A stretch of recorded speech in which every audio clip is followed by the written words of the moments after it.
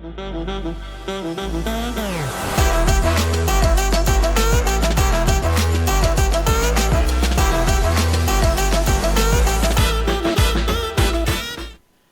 everyone, and welcome to the Tom Baker Show. This show, as always, powered by TrackTune. You'll be seeing and hearing more about TrackTune throughout the show here on PowerTube TV. It is great to be back with you, and this show is going to be fun, at least for me, and hopefully for you as well, because this show is going to cross the pond, if you will. We have Finn Robinson with us on the program, and Finn is a driver from the UK who is looking to become the first full-time NASCAR racer who is a UK born and bred driver. And I think he's got a shot at it, and we're going to explain that as we go. First of all, Finn, welcome to the program. It's great to have you on the Tom Baker Show. I want to start with the fact that you and your dad just spent about 10 days or so over here, almost 2 weeks, taking part in some racing and also getting behind the wheel yourself. Before we get into the details of that, what I want to know is just tell me a little bit about how the overall experience was for you to be spending all this time over here and absorbed in a couple of major things to do with motorsports right here in the Carolinas. It's absolutely incredible experience, especially for somebody as young as me and from so far away. It's a lot more difficult to do, but to have the opportunities, the experience of getting to experience how different racing is over there to over here, and soak up a bit of the sun as well is absolutely great. It was really, really always life-changing almost. The experiences are so different. It's the way I try and describe it to people over here is the same but different in so many ways. You look around and you go, well, it kind of looks a little bit like the UK, and then everything's just completely different. So it's always good when we get to make the trip over the pond and experience that sort of lifestyle again. Okay, I want to unpack this a little because you made some interesting points. First of all, experiencing soaking up the sun. Is it warmer here than the UK? What was the difference in the weather? Well, it's snowing here at the moment, and it's minus temperatures, Celsius-wise at least. It's always cold and wet here. I think Britain's kind of got that stereotypical rain, gloom, and grey skies. And I mean, okay. I think we touched down in Charlotte Douglas, and I was already ready to get my coat off and jump off and swap into my shorts. And I think I walked out the airport and I was almost dying. So it's quite the adjustment weather-wise and temperature-wise, at least. It's something we love. It was. It was in the 70s here for a lot of the time that you were over here. So you lucked out that way. Okay, so couple things happened for you while you were here. Number one, the first part of the itinerary was to get you behind the wheel of a late model. We'll get into what you're racing now in a minute, but it's a Mod Light, and it's not a full-size car, but it is a very quick and peppy type of car, basically a dwarf car with a Northeast dirt modified body that you guys just import and have a series for. We'll talk about that, but you stepped into a pro late model for the first time with Randy Joyner and Mark Reedy and their group, and it just looked like it was cake for you. But I want to hear from you, from your side, how did you prepare, first of all? And then what was it like for you to have that experience after so many years of just trying to get here and get that moment? Honestly, it was just a dream come true. Everything that we've been working towards, everything that I've dreamed of as a little boy at knee height. It was living the dream, quite literally. To just have even a taste, even private test and things like that. But just to get a slither of the stuff you've been watching on TV over here and hearing about for so many years, and stuff that you look up at as a kid and go, I want to be there one day. Just to get a small slice of that, it was incredible. I think with that, you get quite a lot of natural nerves and a bit of eagerness as such. It's something that you've worked so hard for so long, but there's a lot of anticipation with that, and with that, although it is only a private test, you've got a job to do. It's business as usual. Is the mindset that I went into it. It's a car I've never raced before. It's a track I've never raced before.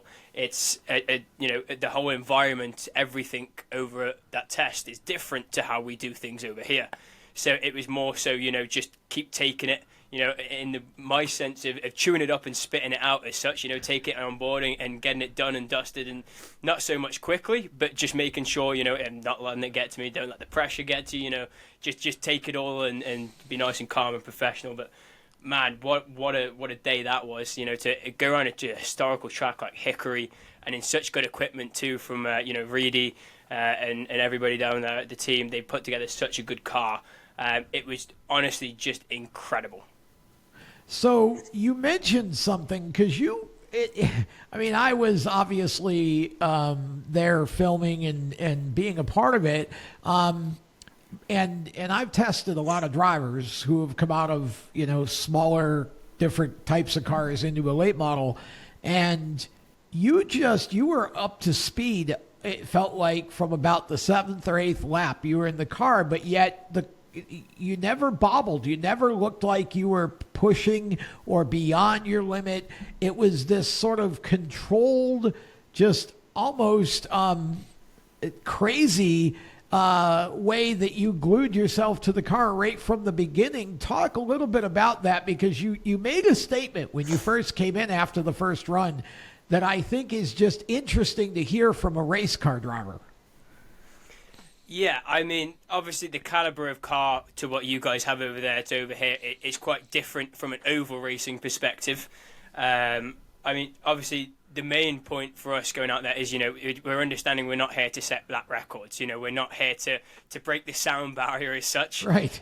We're just there to, enjoy ourselves, show what we can do. And I think, to start with, it's more so understanding the car and what the car is happy with, bringing it up to speed, bringing it up to temperature. It's a slow build-up. I would rather tootle around in first gear for the first 5 laps and just see how it responds to steering input, braking input, throttle input.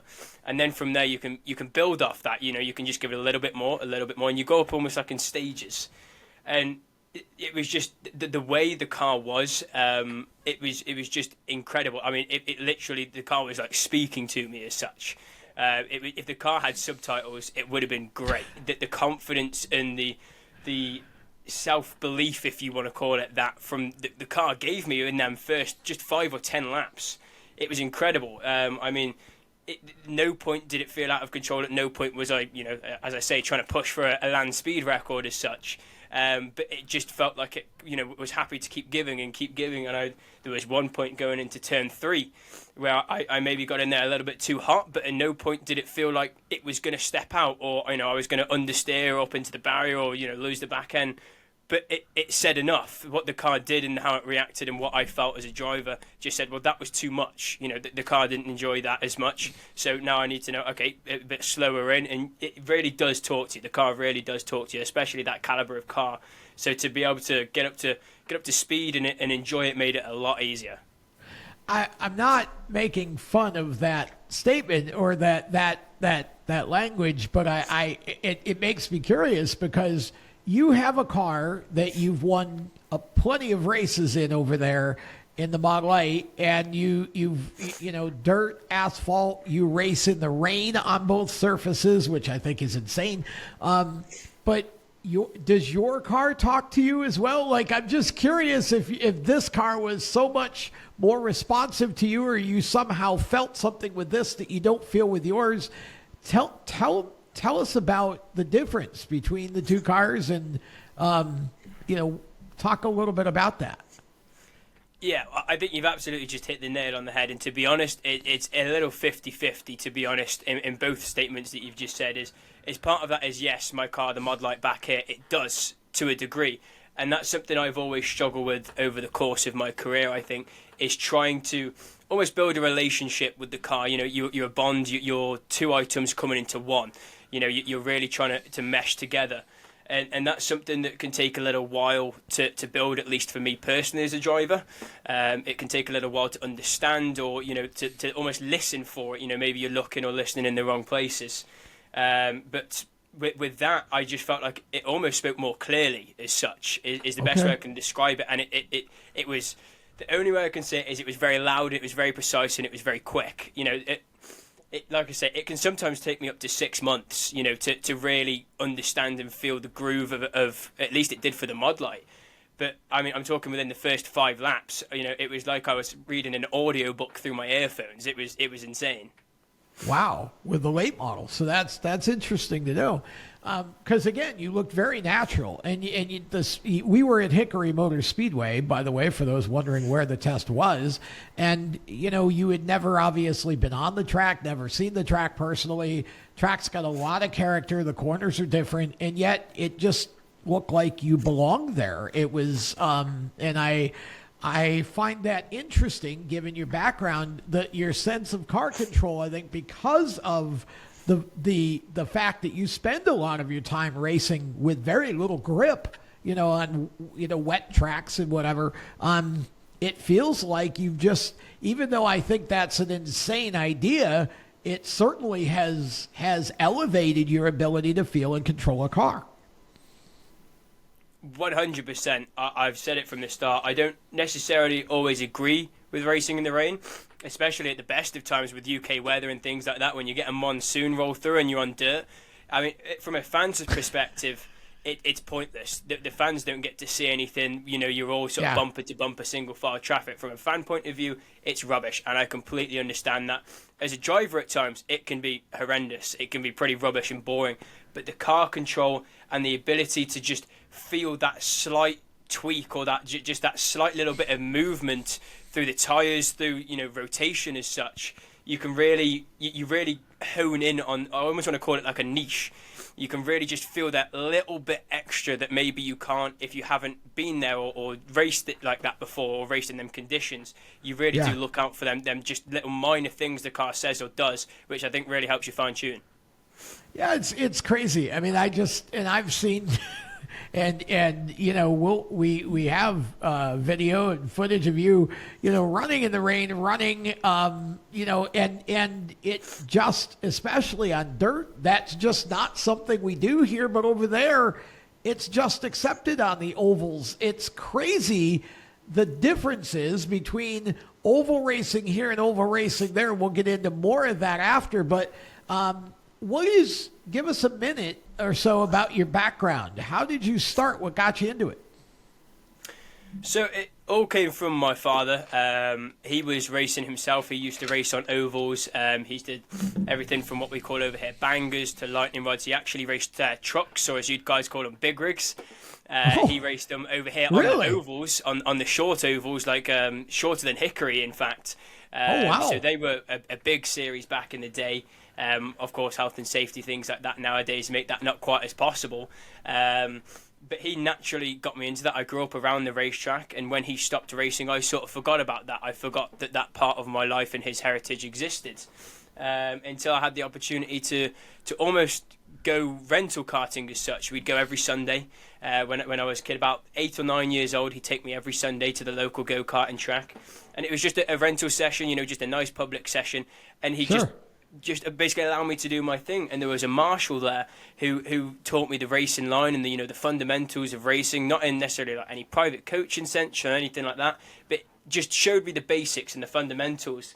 And I think from there is where I picked up the bug as such. And it just transferred from there into stocks karts, which is basically like a go-kart with a roll cage around it and a wing on it. But with that then comes the full bumper contact racing as such, which I'm sure we'll talk about soon. We've gone from there into the Rebels racing, which again, it almost looks like a little bit like a legend. And we've been slowly moving up the ranks to where we are now in what you guys call a mod light. Over here we call a UK modified. Yeah. And we've been working our way up, and it's just an addiction. I can't get away from it. I can't get away from it. I just eat it, sleep it, breathe it, and I'm here for it. We're gonna step aside for a moment. When we come back, we're gonna unpack the bumper cars kind of racing you have over there. We'll be right back. Attention track and series owners, elevate your fan experience with the TrackTune app. TrackTune works with your PA system, Fans and teams at the track can hear the announcers through their phones, ensuring everyone hears race calls, sponsor plugs, and more during race nights. It's simple to set up, affordable, and free for fans to download and enjoy. Visit tracktune.live for all the details and join tracks nationwide on the app today. For race fans across the United States, GetInTheStands.com is the place to find racetracks where you live and where you're traveling. Just go to GetInTheStands.com and enter your location. You'll see the tracks within 100 miles of that point, either as a list or on a map. GetInTheStands.com is 100% free to use and mobile friendly. So whether you're on a computer, a tablet, or on your phone, there's no need to download an app. To find racetracks across the United States, open your web browser and head to GetInTheStands.com. GetInTheStands.com, your racetrack directory. Welcome back to the Tom Baker Show. Finn Robinson is our guest. He is a UK racer who is trying to work his way up the ladder over here in the U.S. His goal is to be the first UK-born racer to be a full-time NASCAR Cup Series racer, and had the opportunity to test a pro late model here at Hickory Motor Speedway in North Carolina a few weeks ago. And that wasn't all. There was more to his trip than that, and we're going to get to that in a moment. But at the end of the first segment, we were talking about how you kind of got started in the divisions that you ran, and it sort of highlights some of the differences between oval track racing in the UK and oval track racing in the US, because it is really different. And one of the things that I think is just strange is that there's so much emphasis put in a lot of the oval track divisions on full contact, drive into the back of the guy and crash him. It's kind of Bowman Gray Stadium everywhere you go over there. In the divisions, you run little rub rails around the cars. Talk a little bit about how you kind of came up into that type of racing. And I know it's not your preferred driving style, and you really you didn't struggle with being successful, but you more struggled with just what you had to do and the way you had to drive the car to be successful. Of course. I mean, you've taken the words right out of my mouth there. I was trying to think of how I could put this in a way where, other people can understand it. And the way I was going to describe it was Bowman Gray on steroids. So you've beaten me to it. Yeah, it kind of is. But you're exactly right. I mean, there is certain series that do have a bit more limitations on contact racing. Some, it can just be nudge and spin, as we call it, where, it's just maybe a slight push or a spin directly to the infield, not to the outside fence. Some can just be just nudging, or it can be just an all-out, have it, in a sense. Throw the kitchen sink at them. Now, it really depends. Obviously, in the junior rankings, it's a lot more limited. You're all very young. The cars aren't as quick, but obviously safety is a main priority as you're growing up. I think the biggest limitation for myself in full contact racing was I was a very tactical driver. I'm a very mental driver in that sense. And when I say mental, I don't mean as in lose my mind. I just think about a lot of what's going on. I'm planning moves laps in advance and studying at each other's driving. Yeah. And I think the trouble that you have with that is when you're racing against a massively mixed pack of different people from older, younger ages, lesser, more racing experience, is I found it hard to compete against people like that with almost in a sense that they didn't use their heads as much. They weren't. Yeah. It was more so like, okay, I've got a car behind me, but we're both catching the leader. Let's just work together, catch the leader, and then we can all scrap it out at the end there. But instead, you'd end up getting fired into the fence or caught up in somebody else's mess. And I think that was where I really, really struggled the most was trying to understand how I can compete, but to race hard and it's a real hard craft to hit. But it's basically split straight down the middle over here with oval racing. There's a non-contact side, there's a contact side. Both have their pros and cons. But yeah, you can get a little bit of it all over here for sure. And so the division that you stepped into was they were stocks carts, is what and that was your first sort of initiation into the contact idea. Yep. And it's funny, I look at that, and then the next little car that you kind of moved up into was, as you say, it kind of looks like a legend car, but it's got the rub rails all the way around, like something we would find on bumper cars at the amusement park, for crying out loud, or go-karts at the fun track. And you used to tell me all the time in our weekly sessions that you would get hoofed, as you the word you used, or you had to hoof. And it was always like, it seems like that's entertaining for the fans, but for the kind of goals that you had as a racer, it's almost the opposite of the way you want to be programming yourself to drive. It teaches you really bad habits. I mean, for sure. I mean, it certainly adds a bit more of an element of, planning as such, because you've got to be cautious in terms of not letting the car behind get too close to be within a shot of you. So in that sense, it was helpful. But I mean, for me and my goals, obviously, my lifelong dream has been to be the first UK-born NASCAR driver in the Cup Series. And for what I'm trying to do, I'm trying to, in a sense, make a living out of this. This is my career. This is what I want to do. And for some guys, it's just a hobby, and that's completely okay. There's absolutely not a problem with that. But obviously, what they want out of a race is wildly different to what I'm looking for out of a race.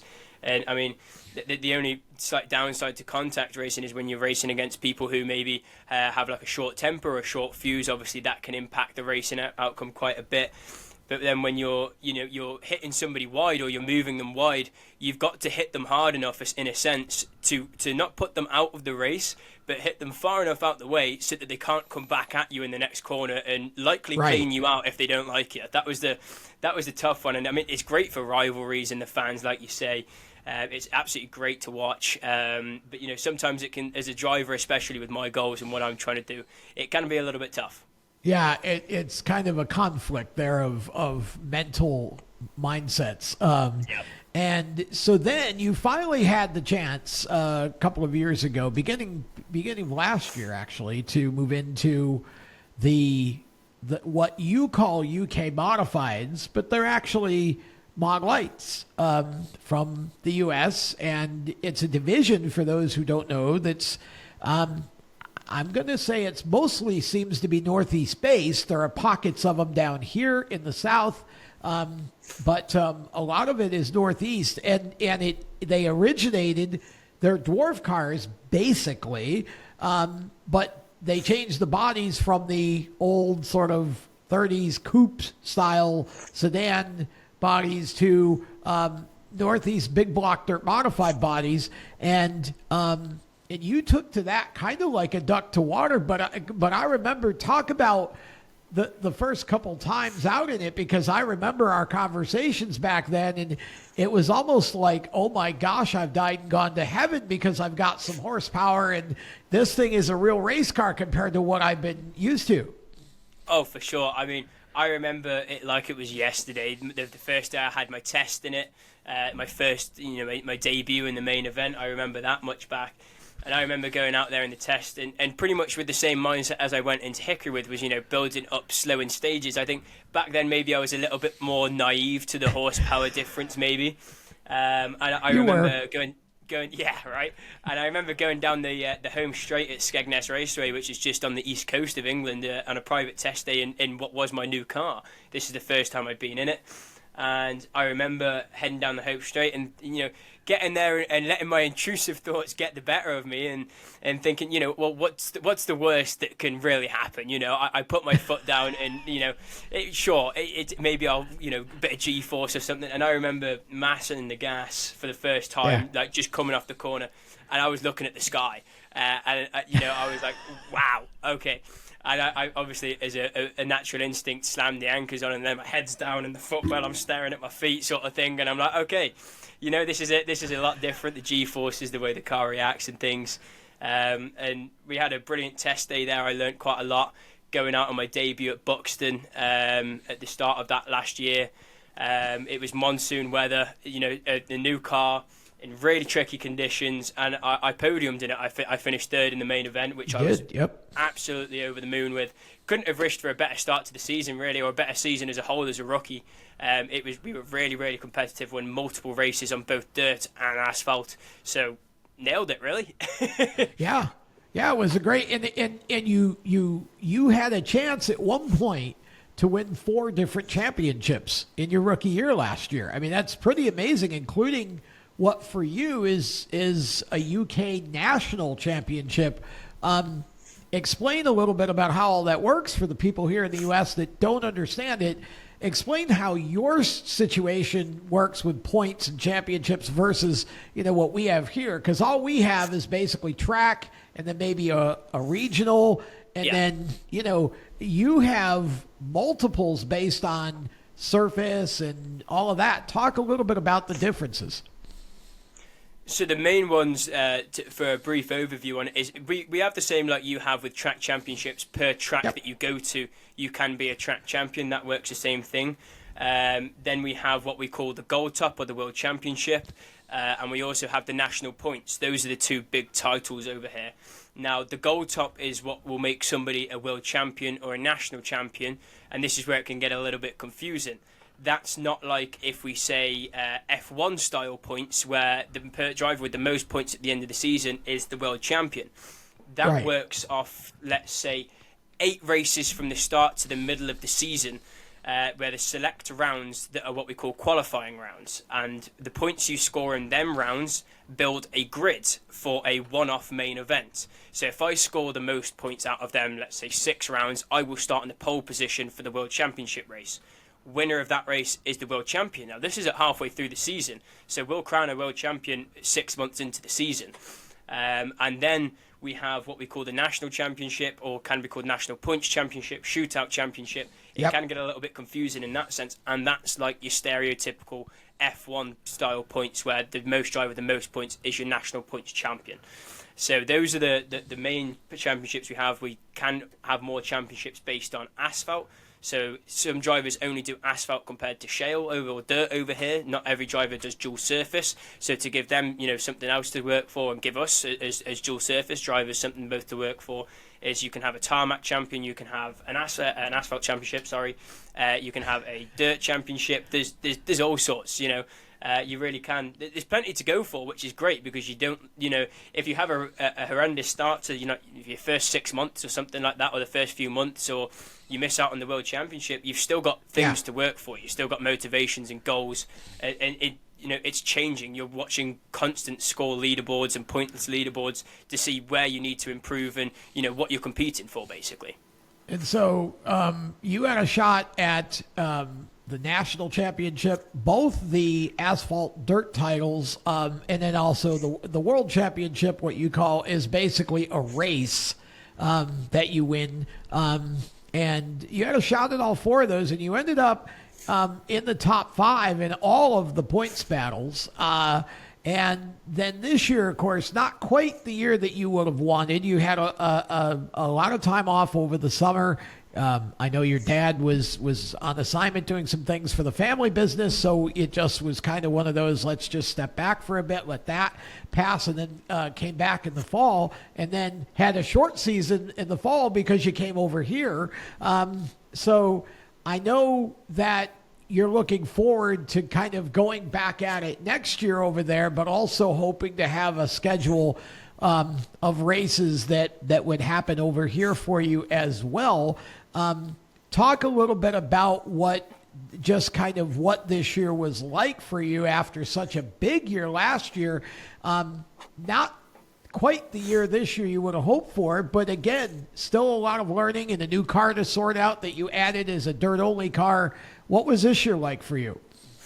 I mean, this year was very much a learning curve, especially when we came back from our summer break, if you will. Yeah. I mean, in times like that where, work's busy, obviously work pays the bills. You've got to make the money before you can burn the money. So from a point of view where it's just me and my dad that are on the team, we don't rent a car off anybody. We prep the car, we repair the car, I race the car.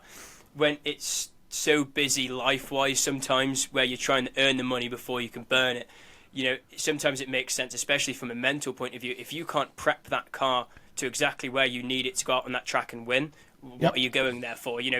I'm not there to make up numbers. I want to be stood on the top step. So if I can't get that 100% to where we want it, then there's no point in turning up. Like I say, we're not there to make up the numbers. We're there to win. And especially from a driver point of view as well, them late nights in the workshop and the stress sometimes can be a little bit overwhelming. So it's best to go in with a clear mindset where possible. Gotcha.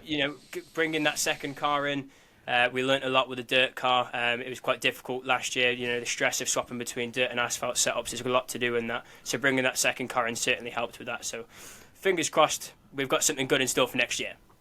Look forward to that, and we're going to be back with more with Finn right after this. Attention track and series owners, elevate your fan experience with the TrackTune app. TrackTune works with your PA system. Fans and teams at the track can hear the announcers through their phones, ensuring everyone hears race calls, sponsor plugs, and more during race nights. It's simple to set up, affordable, and free for fans to download and enjoy. Visit tracktune.live for all the details and join tracks nationwide on the app today. For race fans across the United States, GetInTheStands.com is the place to find racetracks where you live and where you're traveling. Just go to GetInTheStands.com and enter your location. You'll see the tracks within 100 miles of that point, either as a list or on a map. GetInTheStands.com is 100% free to use and mobile friendly. So whether you're on a computer, a tablet, or on your phone, there's no need to download an app. To find racetracks across the United States, open your web browser and head to GetInTheStands.com. GetInTheStands.com, your racetrack directory.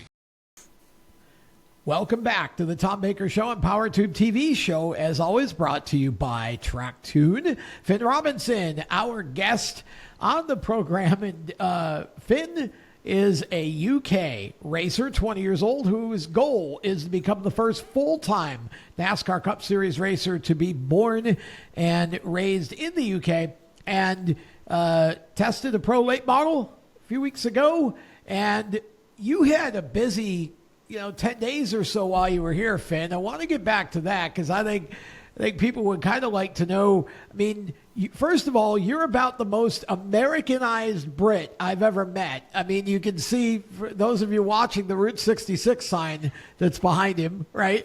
And, just love America and love the racing here, and really excited to come here. You got the chance to finally have a trip. Let's talk first. We talked about the late model test.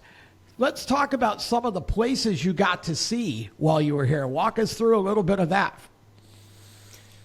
I mean, the sites, the things that we wouldn't usually get to see, even something close to the same thing over here in the UK at least.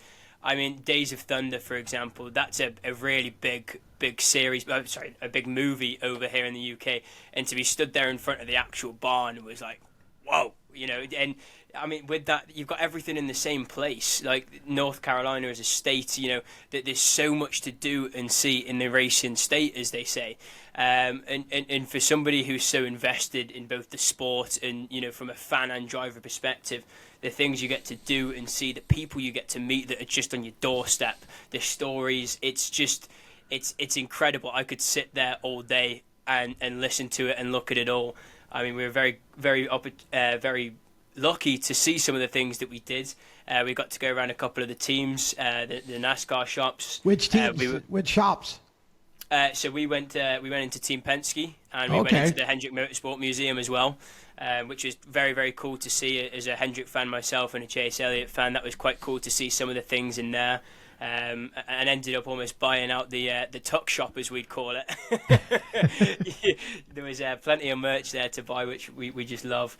And it's just things like that. I mean, like the North Carolina Auto Racing Hall of Fame, I was very, very lucky to be given the opportunity to sign the wall along the sides, the likes of Dale Earnhardt. That was just such a breathtaking. Honestly, I can't even put it into words now what that was like for me as a 20-year-old, chasing my dream, to see those things live in the flesh and to talk to the people that have been there and done that, and like I say, have my name next to people like that. It's just incredible, and I'm so incredibly grateful for that. But it's just great. I just really can't describe it other than it's just awesome. So you went to a couple of NASCAR shops and you picked the ones, well, it's really true of a lot of them now, you can basically eat off the floor. And you rated the merch store at Hendricks. And that's a case where it feels like when you come over here on vacation, you may not gain weight, but your luggage does. Oh yeah, oh for sure. I mean, I came out with one suitcase, which was two suitcases packed in one. I came back with two full suitcases and a full hand luggage for sure. They were bursting at the seams. I mean, some of the stuff that you can pick up over there compared to over here, and just the different odd items. Just things like lug nuts, for example. They're just not something that you'd even get to touch or breathe on over here. Really? Yeah, I mean, it's just it's or lug nuts of that caliber, for example, depending on where you get your merch and the different pieces from as such. It's something that you'll take the opportunity to get your hands on and get in your suitcase while you still can, because ultimately you never know, God forbid, should anything happen health-wise or anything like that, funding-wise, you don't know when is going to be your last trip, so you treat every trip like your last, and that is the best way to do it, I can tell you. So talk a little bit about the experience that you had, and you've done this a couple of times before, but you kind of closed your time here working with another driver from the UK who was running one of the World of Outlaws sprint cars at Charlotte for the World Finals. Yeah, absolutely. So we were very, very lucky. I've been out with him previously. His name's Ryan Harrison. He's based out of the UK. He did start out running 360 winged sprint cars. We have been over there previously racing them. I've been over with him, helping him work and maintain and race that with him. Not me as a driver in that as such, but being out before. I think a couple years back in November we were racing the 360, and now he's come back with a 410 and racing in the World of Outlaw World Finals, which is just the caliber of that series and that event in general. Just to be there was incredible, but to have the opportunity to work in it and be in the action even more was just great. And you get to see these cars and you get to work on them, you get to understand them. I think that's a lot of things that can sometimes be missed as a driver. It is sometimes the understanding of how the cars work and how they're put together. I think that is probably a fundamental that's been lost over the years, but it's certainly something that I have not lost and something I love to see. So you got to play mechanic, and I also just realized now that much like your racing season over there, you got a little bit of dirt and a little bit of asphalt while you were here. Probably more dirt, though, because we have Millbridge stuck in between, and you got to go hang out with Kyle Beatty Racing and check out the action at their invitational race while you were here, too. So you got to see a real variety of racing. I don't think... I think, those of us who live here, we take that for granted. This is what we have. But we forget sometimes that it's not the same way everywhere. And so I'm curious, though, obviously UK, Europe, it's all road race countries, circuits, as you call them. Why NASCAR? Why oval racing? Why that versus sort of... Because obviously it feels like circuits are far bigger and more sort of respected over there than the ovals. Why is NASCAR so important to you? It's just something that I just clung on to as a kid. It's something mostly narrowed down and passed through the food chain, if you will, from my dad. He constantly went out with the UK friends and stuff like that over here, out to watch the Daytona 500 he got for the Winter Nationals, the Charlotte World Finals and things like that. I mean, that was kind of naturally passed down to me anyway, but for me it was just something I could never shake off. It was something that I always found myself going back to and naturally invested in. I've been lucky enough to work on the circuits and work with some big teams on the circuits as a mechanic as well, but it was just never something that really interested me from a driver point of view as such. I quite happily sit there and watch it and work with them 100% because that's just me. I love working with cars and things like that. But from a driver, it's just what I was brought up with in the action and the things I get to see on TV. It was just something that I couldn't shake. The noise, the sound of the roaring V8s, it's something that's not common over here, and it's just that's part of that I love. And it's just proper old school stock car racing, if you will. A lot of stuff over here now is like Formula One. It's quite aerodynamic and engineering based. There's a lot of driver aids and things like that. Not that I have anything against that as such, but there was just something about the the sort of old-fashioned, let's say Darlington style racing, right up against the wall there, sliding around a little bit, picking up your Darlington stripe, just right there teetering on the edge, on the edge of complete loss of control or the edge of the quickest lap of your life, that I just loved. What does the UK think about racing here? I mean, we hear a lot of stories. F1 drivers don't respect IndyCar, though that seems to have changed a lot the last couple of years. But, it's that sort of thing. What is the UK's sort of, how big is American racing over there in conversation and all of that?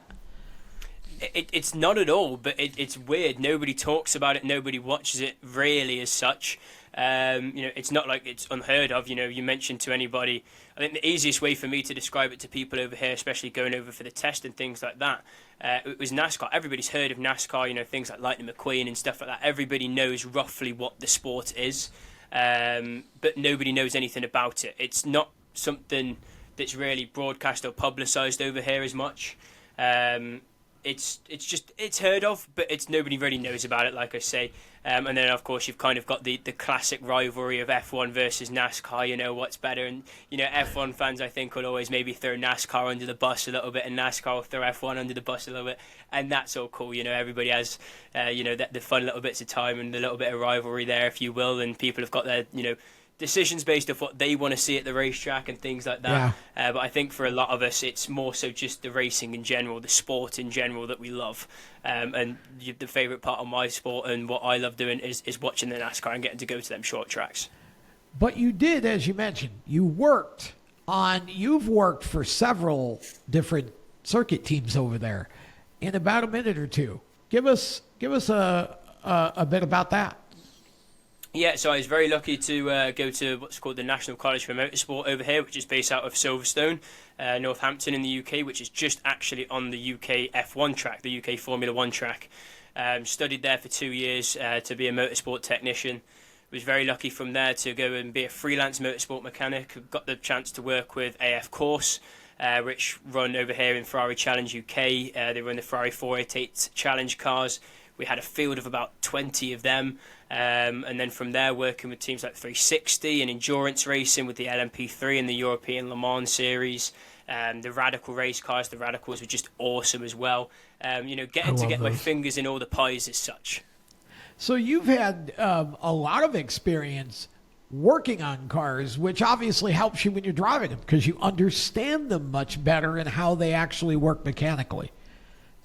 Oh, for sure. I mean, from adjustments that you can make inside the car to off-track feedback and off-track things to look at. When I think I wouldn't know myself personally, but I know as a technician, when a driver comes off the track not knowing anything about the car and says, well, it's understeering, but I don't know why, you've got nothing to work with. Right. You've got to go from the car head to toe. For me, I know exactly, there's something not quite right in that corner there, or the balance of the car, the cross weight of the car is such. It's quite easy for me to at least get a start as such, something to make a starter look. And I think as a driver of things that I can adjust in the car and both off track, mechanically wise, it really helps me understand how the cars operate, what the cars would like, and how far I can push. And before we let you go here, how can fans follow you? Talk about your social channels, anything that you got where fans can keep up with your progress. Yep, so we've got all social media pages. Finn Robinson on Facebook, on Instagram we're Finn_.28. That's Finn with 2 N's, by the way. And then we also have our YouTube as well, where you can see some helmet cam footage of the UK modifieds or the mod lights. You get to see what that's like over in the UK. That's over there on YouTube at Finn Robinson Racing. There's plenty of places to see what we're doing, and there's a lot more content coming. Things from streaming on iRacing and a bit of behind the scenes access. So that's definitely the place to hook up and see what it's like over here. So a lot of opportunity to keep up with Finn, and you can see some of that on screen as well. So great opportunity to get to know him a little better and follow his journey, because it is quite unique. Finn, what was when you look back at your 10 days here or so, what was the biggest thing that you took out of coming over here and doing all the things you got to do? For me, just as a person in general, it was just getting to talk to people, the connections, the networking, and just the stories. Away from what I'm trying to chase, and obviously my goal is just to talk to the caliber of people that I was able to talk to and hear the stories that I wouldn't usually get to hear. See the sights again. Even that was the big thing for me. It was some of them stories and some of the people that you get to meet and shake hands with.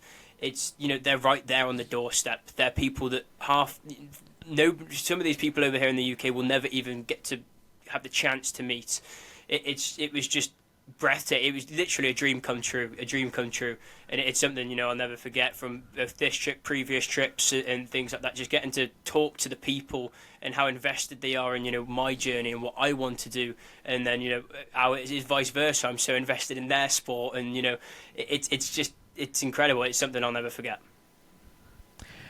That is Finn Robinson. It has been great to talk to you, Finn, and look forward to having you be more a part of what we're doing here on Steering Wheel Nation and PowerTube TV as we go forward. And when we come back, we are going to hear from Ed Jones. I got an interview with him at Charlotte. It's next. Attention track and series owners, elevate your fan experience with the TrackTune app. TrackTune works with your PA system. Fans and teams at the track can hear the announcers through their phones, ensuring everyone hears race calls, sponsor plugs, and more during race nights. It's simple to set up, affordable, and free for fans to download and enjoy. Visit tracktune.live for all the details and join tracks nationwide on the app today. Welcome back to the show. It's time to switch gears a little bit. Back in October at the Bank of America Roval 400 at Charlotte Motor Speedway, I had a chance to sit down with a driver that I much admire, who's accomplished quite a lot in a variety of different divisions. Ed Jones is probably best known to most American race fans for his time in IndyCar, but he's chasing a NASCAR dream. Ed, his background is quite interesting. He is the 2013 European F3 Open champion. He won the Indy Lights title in 2016. He actually ran 63 IndyCar races over the course of 4 years, did very well there, and now he's looking toward NASCAR. And I had a chance to sit down with him as he made his second start for Sam Hunt Racing in NASCAR's Xfinity Series, where he hopes to do more racing in 2025. And here is the Ed Jones interview. Steering Wheel Nation, live at Charlotte Motor Speedway. This is Saturday of Roval weekend, so that means we're talking NASCAR Xfinity Series. And we have a gentleman that I am really honestly honored to be interviewing. I have followed Ed Jones for a while through his open wheel career, and now you're actually transitioning to stock cars, according to rumors. First, let's talk about your first run at Portland this year. You ended up with a top 5 out of that. How was the adjustment, and how did you get the top 5? Yeah, actually, Coda was our first one. Oh, you did Coda, that's right, and it was one of those races where obviously a lot of learning that I had to do. Yeah, I'm sure. I felt like once in the race we had a few issues, but once we solved them, our pace was really strong, so I'm moving forward. But then I learned about some of the aggression that got taken out. So that was a learning phase. But it was a lot of fun, and I really enjoyed it. And then moving to Portland, that was just again, it was a weird weekend because short practice. We had a decent qualifying, but we had to start the back. So we came from I think 38th, but we had great pace, and it was just a clean race. Every stage moved forward, no mistakes. The pit stops were great. We ended up with a top 5, so it was a fantastic result. And again, gave us a lot of confidence moving forward from there. What made you decide to come this way into the stock cars? What was the genesis of that move? Yeah. Well, stock cars is something I've always loved watching, and the racecraft side of it has always been extremely appealing to me. Because coming from the open wheel background, and even some of the prototype sports cars, you're so aero dependent that actually once you've qualified you kind of know where you're going to finish, because it's so difficult to overtake or get close to the car in front, whereas in NASCAR you're constantly racing, you're constantly battling other cars, and that's what I really love about it. So, talk a little bit about how you got into racing in the first place. Yeah. Emirati-born British driver, Yeah. Naturally kind of migrated toward the open wheel side of Yeah. things. But how did it all get started for you? Yeah, I started with go-karting when I was 4 years old. Typical. In Dubai. At that time, there wasn't much of a scene for it. But my dad had done karting in the past, so it was something that I learned through him. And continued on that route until I was probably around 10 when I first started racing in Europe. So yeah, it was a lot of karting, and for the longest time I went down the European path until I transitioned to the States in 2015. You got a Euro championship in the F3 division in 2013, right? So talk a little bit. I think a lot of us here in the US, I don't think we really realize how competitive the open wheel series are overseas, right? FIA, British F3, those things. Can you talk a little bit about all that for us and relate it to what we are used to in the US? Yeah, I mean, of course it's very competitive there, but it's also super competitive in the States, I had so much, it was a great learning place to learn all the different skills. The level was very high, a lot of cars. And F3 was something which I thought really suited me, my driving style, and I was able to come away with the championship. And I was actually trying to continue that path. I wanted to go to Formula 2. Formula 2 that won, Formula 2, yeah. But I actually broke my back soon after that. And so I was out of racing for a few months. I tried to go back. I had 3 epidurals to get back into racing quicker. Wow. Which probably wasn't the right decision. You were committed. Yeah, it was. It was the first time where I had ever had a situation where I couldn't race because of injury. So you're desperate to get back, and and then things again. Europeans seeing the budget wise, you need a lot of backing behind you. I didn't have that, so the opportunity to come to the States, do Indy Lights was very appealing with the scholarship, and so that's how it all happened. And you did really well in the Indy Lights, right? And then it ended up going to Indy. Yeah. Talk a little bit about that transition, first of all, from Formula to Indy Lights, and then on up into IndyCar. Yeah, again, it was one of the key things was the ovals. From Europe, you always looked at the ovals and you didn't really think too much. You thought, oh, how can it be? It can't be that difficult. And then I remember the first oval test I ever did, and I was like, this is just nuts. Right? I did it at Homestead in an Indy Lights car, and it was just crazy. So from then I started to love ovals, and actually I think even now in IndyCar, ovals were always my favourite thing over the road courses. Even now, ovals are my favourite. So I'm really looking forward to the time when I can actually drive a stock car on an oval. That time hasn't come yet, but that's where this year's been all about learning, getting comfortable, doing the road courses, and I really hope I can be on some ovals. Well, you adapted to the ovals fairly quickly, because in 2017 you got third in the Indy 500 with Dale Coyne. Yeah. Talk a little bit about what it's like to race the 500. I mean, the IndyCar schedule is hard enough, but the 500 it is the greatest spectacle in racing, right? Yeah, it is crazy, and that year finishing third in my rookie season, and with a team which wasn't really, you wouldn't associate with being at the front. So it was a crazy experience, something I always look back on and have very fond memories of. So again, the love for ovals developed even stronger, and I just want to get on one in a stock car. It seemed like you were on a pretty good path with IndyCar, and then of course in 2020 everything stopped, and then after that you went back to Indy, but then over the WEC.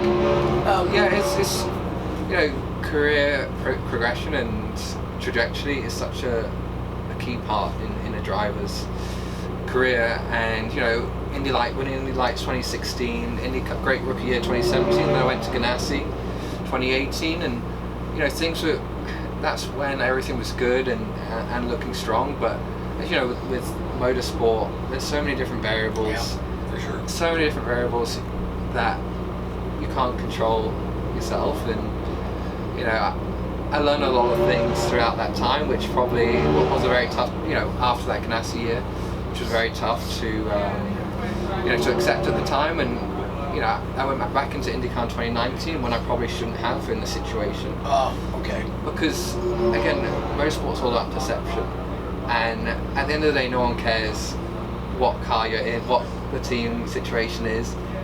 Results are everything. And you really, once the trajectory is not pointing in the right way, it's very hard to recover from that. So it was frustrating, but then, opportunities opened up with NASCAR, and, I see real opportunity to have a future here. So, but you did run some WEC in between, and I want you to talk about that, because I think that's, again, a form of racing that a lot of people here in the U.S. are familiar with, but not a lot of people are familiar with. But I love watching it. Tell us about the driving skill. I mean, you've gone from Formula to IndyCar and then over to WEC. I feel like that would have been as well, I feel like that WEC would have been almost a 180 in some ways. It's a whole different world, right? No, it was. On one hand, the prototype cars have a lot of downforce, so there's quite a bit of similarity in that. Okay. But again, sharing the car with other drivers and 24-hour races. Right. Finished third at Le Mans, which was crazy. But I really enjoyed that. I would say it wasn't. At the end of the day, I preferred the sprint races like a NASCAR or open wheel. Shorter races. And so that's why where you're attacking the whole time. And again, when you go into an endurance race, there's even more variables out of your control. So I like to, be able to have, control results more on my behalf. And the positive thing though is the experiences. As you said, I did open wheel, did sports cars, and now NASCAR, and building that, all the different things you learn in those different series, they all contribute to every kind of race specific. And something in NASCAR which is very different to open wheel is you have the stages. The races are very long, a bit like an endurance race where even if something happens at the beginning of the race, you still have that chance to come back. To recover. If you stay in the right mindset, you protect the car, and that's another thing I love about NASCAR. So, and of course, you had a podium finish at Le Mans as well in that. So you've had a chance to run a lot of different types of racing in some of the world's biggest races, and now here in NASCAR, Charlotte, Roval. Talk about what this has been like for you. Well, we need a top three here to complete the different series. There you go. But I feel like you can do it. I think we had extremely good pace on the longer runs in practice this morning. Qualifying didn't quite execute as much as I'd like, but again, you just want to get a solid position to start. This track is very challenging. I have to say, one of the toughest combinations of car and track that I've done, I'd say. Yep. Because of the braking zones, the camber in the track, that it's so easy to make a mistake. So it requires a lot of concentration, a lot of precision, and it's going to be a very challenging race today. It sounds like it. Well, how did you end up with Sam Hunt Racing? Yeah, I got introduced to Sam's through another driver, and instantly, I deal with a lot of team owners throughout my time, and you learn quite quickly about people. And Sam's again a much younger team owner than almost the whole paddock, and I really like the way his focus is, and he really wants to get great results. Yes. It's a smaller outfit. Yep. But if you look at what they've accomplished in different, it's so hard when you're changing drivers throughout the year. This year's been very tough for them in that sense. But they've been able to pull out great results, top fives. Yep. Corey's run great. I had a top 5, and then there's some of the other drivers that had great runs. So it's a team which I think in the future is going to become one of the top teams. I hope so. It's a great group of people. It really is. And again, you've got to be able to feel comfortable in the team you're in and believe that everyone's giving their 100%. And I really feel like this is a great place to be. And how can people follow you if they want to kind of keep track of what you're doing?